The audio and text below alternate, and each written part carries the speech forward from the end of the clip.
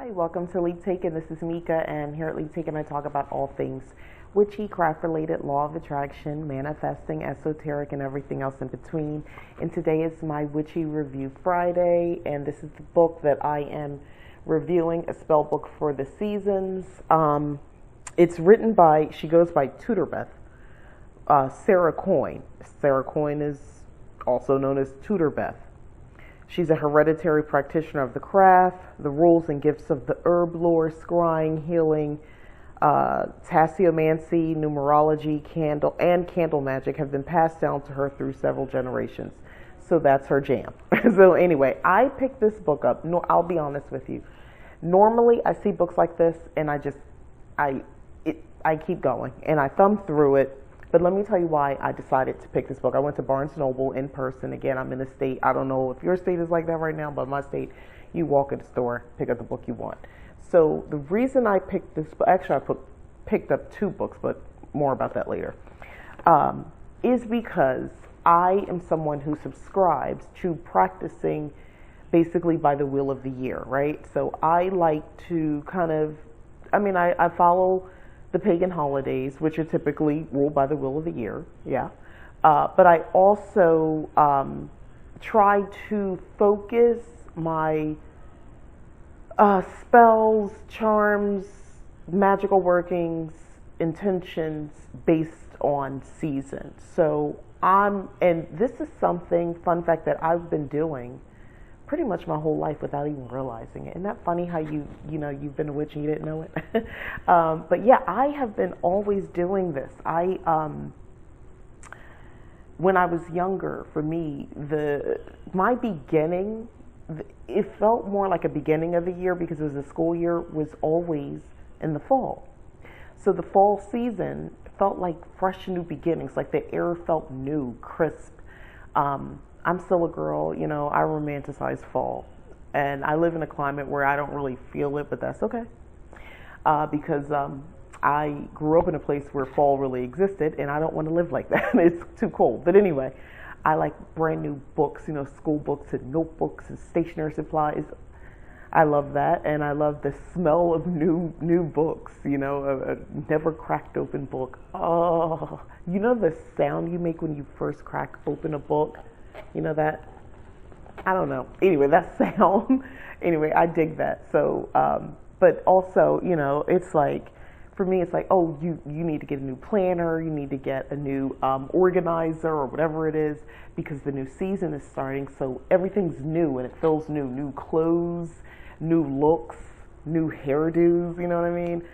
New makeup, maybe a new boyfriend, That's what, whoever you was dealing with in the summer, it's the fall now. And so, it's time to maybe look at some other boys. So anyway, I'm just saying, it always represented a new season for me, or like the beginning.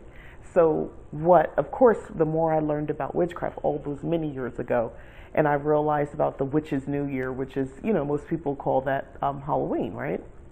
Also the Witch's New Year. So it's interesting that time of year is kind of like the new beginnings for witch. So I've already been tapping into that energy.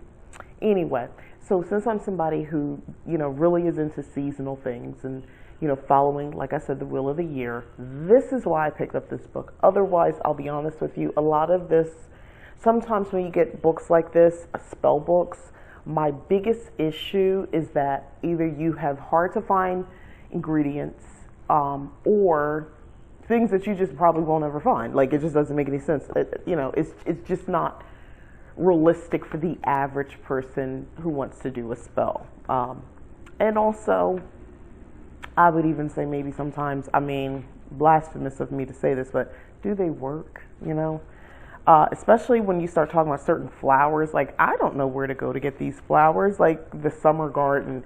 And she goes into that. I don't know. I don't know. I don't know what I don't know. I learned information, so I did dig that. But outside of that, I'm stuck sometimes with some of these spells. I felt like I had to skip. I paid regular price for this book, but I feel like, I'll be honest with you, I didn't get my money's worth. Also, she tends to follow the Greek gods, at least in the summer section, which is where I basically primarily look. It's a significant section for the summer section, by the way. If you can see here. Ooh. All right, so the book. This whole section, this way, is summer. So it's good. I mean, it's split into the 4 seasons. But that whole section is summer. I did thumb through in the store, so I was aware. But, maybe I should have looked a little harder. But anyway, there is a section here, the unknown god ritual. And I do appreciate that a little bit. At least there's a little bit more, I don't know, thought to maybe not everybody wants to follow the ancient Greek gods. But anyway, there's something for llamas, a spell, ritual, stuff like that. She gives a table for like the color, the day of the week, that sort of stuff. Sorry if I'm not holding this up correctly. Why am I not? Anyway, I don't know. I'm struggling right now. Fun fact, I never really got into the ancient Greek gods. It was never my deal. It's I don't know. It was interesting, but not. So I never really felt called to any of those gods. Not even just out of interest. It's never really just been my thing. Okay, so here's a summer money spell that she talks about. If you don't know what to do regarding money, then ask the gods for help and guidance in trying to figure out your finances. Try to perform this spell on a Wednesday, as this is the day governed by the god Hermes, who was also the god of trade. Light a silver candle and recite these words. So far, not so bad. And then the words are there. And when you go to sleep at night, have a pen and paper handy, as the answer may come to you in a dream, but it could be at any time. So carry a pen and paper with you always. Repeat the spell for 7 nights until you have an answer. When you do, remember to give thanks to Hermes. I should know right now, like a popular handbag. Okay, here's my problem. I think someone like me, and maybe you, and this is why I'm going to get my money's worth, could take this spell. This summer money spell, and change it around. So I'm going to tell you the words. Mighty Hermes, your guidance I need. My money and finances are a mess. The best course of action I know not. Please, Hermes, show me the way, the best paths to take for my pay. Thank you, Hermes, and blessed be. Now, who would like to deconstruct what's wrong with these words? Okay. By the way, I'm going to be doing, and someone in the comments suggested this to me, and I said, this is right. I had something else planned, and I said, this is right on time. I'm going to be doing a kind of what I wish I knew if I was a witch type series. I think it's going to be like at least 4 parts. 3 or 4 parts, I'm not sure. But anyway, I'm going to do a little series on that starting next week. So look for that.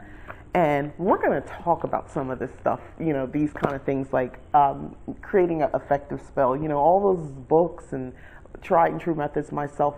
I feel like, I feel like I've mastered this a little bit, and I could talk about this and share some insights with anyone who cares to listen or cares to watch this channel. But Mighty Hermes. Okay, so let's say you don't want to talk to, Hermes. I can't get over about the bags, although I know it's an ancient Greek god apparently in charge of trade. I understand that, but it means literally nothing to me. It's like you saying, the god of the ants or something. Like, it just sounds made up to me. Forgive me if you're someone who follows ancient Greek gods, but for someone like me, it doesn't sound real. It sounds like a book, which I guess a lot of people probably think when they think of witchcraft and all these books, like it's just you're playing pretend. And that's what it feels like when I read this. Here's why I still think it's important to have stuff like that, even if because if a lot of us have purchased books, and I'm not dogging this book out because I can work with it. Let me just be clear. Even though I get that, I can take the pretend and make it real. Sort of like, okay, if you're like me and you're a fan of the movie Practical Witch, the book series, the book actually, right, as well, but Practical Witch, right, or Practical Magic, excuse me, Practical Magic. How dare I mess that up? If you're a fan of that book and the movie, and you remember the big book that they had, the big Book of Shadows, I know a lot of people created a real life version of that and sold it for like hundreds of dollars.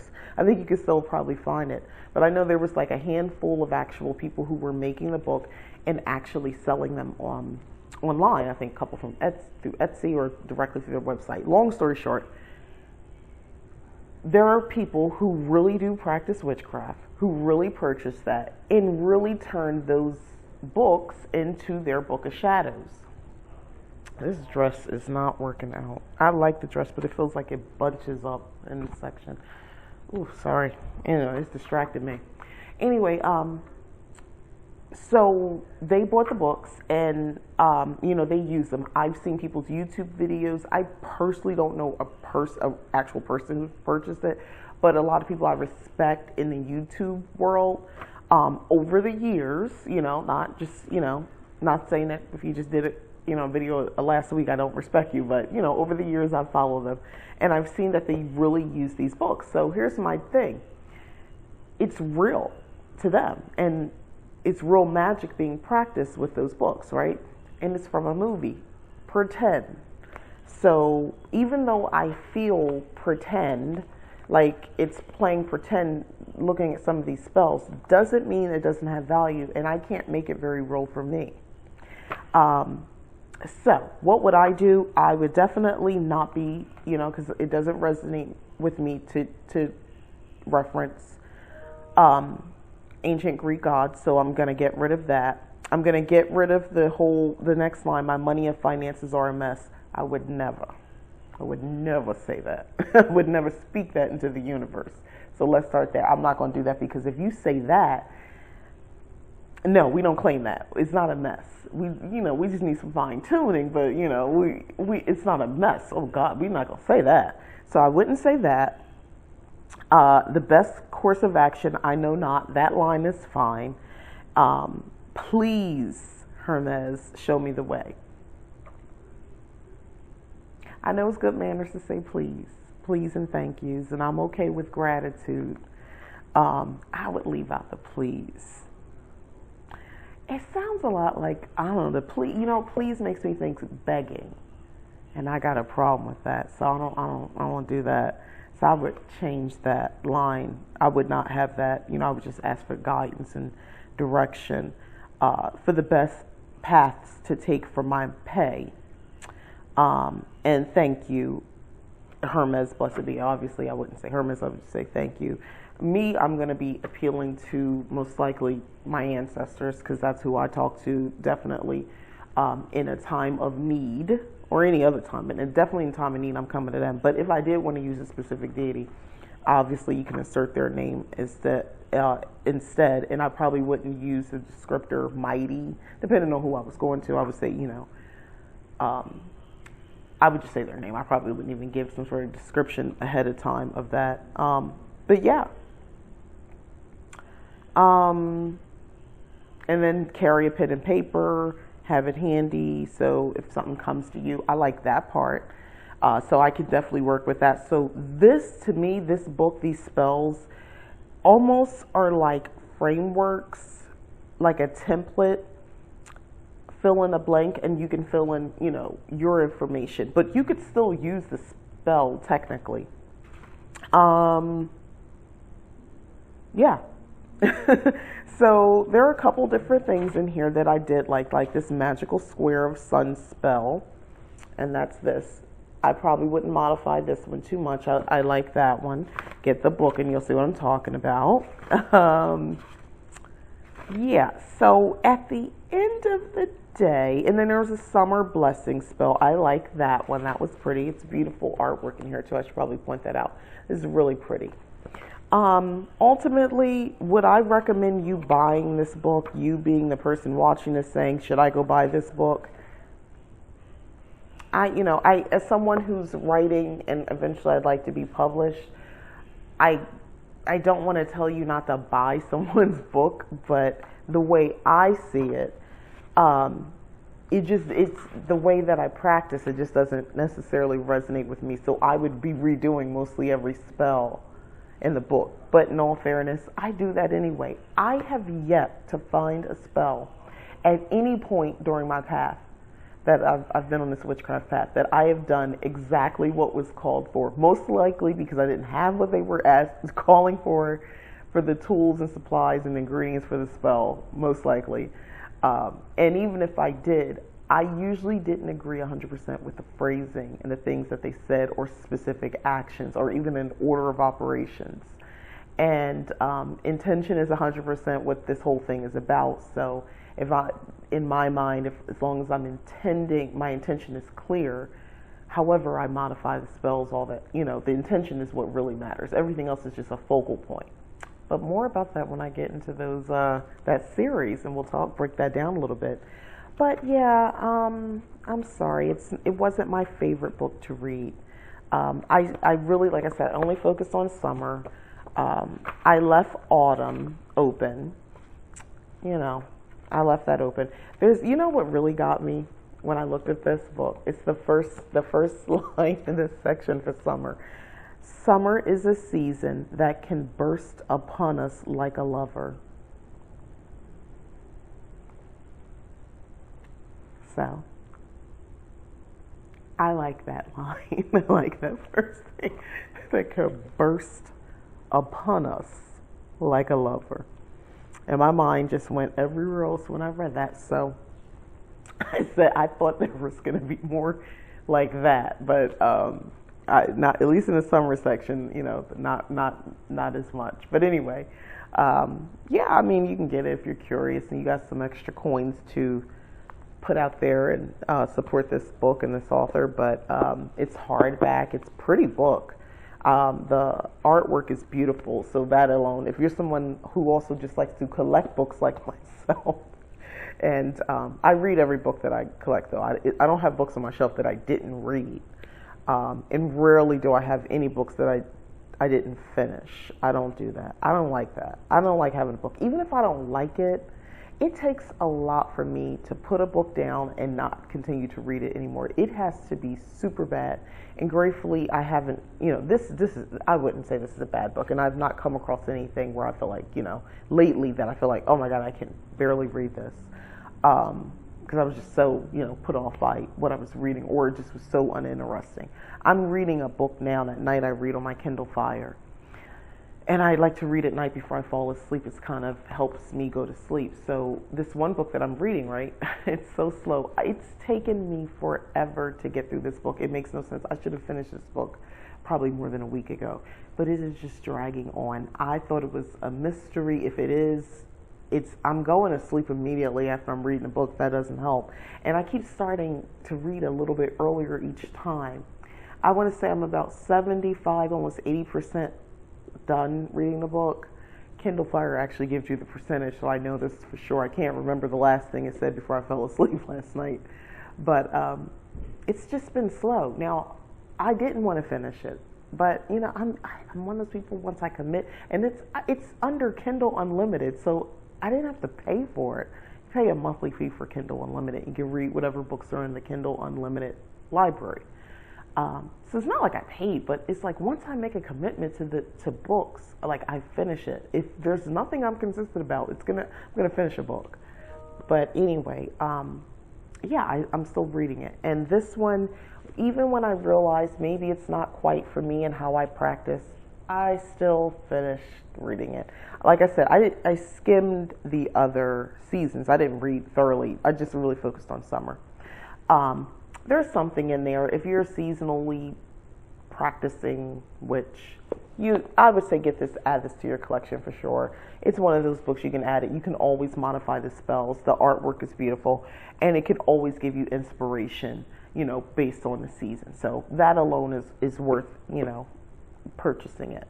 But yeah, outside of that, as a book collector, yes. But if maybe, it's something you're not sure about, it's not a must-have in my opinion. Sorry, it's not a must-have. But I did enjoy the artwork, and like I said, I feel like I can modify some of the spells. And if you're someone who identifies more with ancient Greek gods and goddesses, maybe this is for you.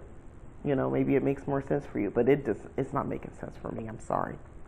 So that's all on my witchy review. Hopefully that was helpful. And finally, just look out for starting next week. I will have a series starting. And I think I'm going to call it not What I Wish I Knew If I Was a Witch, because I'm like up in the air. I'm still not sure what the title is going to be. It's either going to be that or So You Want to Be a Witch, that type of thing. Or What to Do If You're a Witch or something like that. But anyway, look for that starting next week. I'm really excited to share that.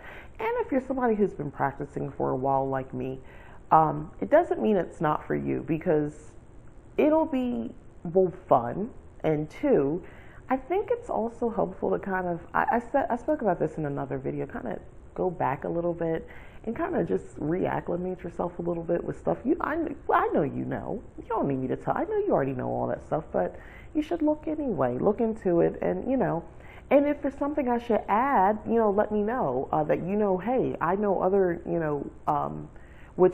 people who are just getting into witchcraft. I wish I had I knew that, or someone told me this stuff. Like, I wish someone told me I didn't need to go buy, a cauldron, that sort of stuff. Although you should, because there's a reason for that. It helps with burning incense. But anyway, that's another thing for next week.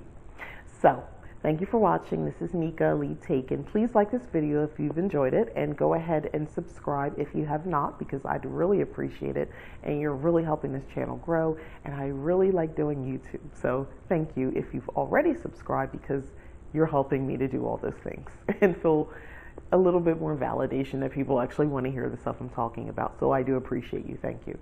All right. Bye-bye.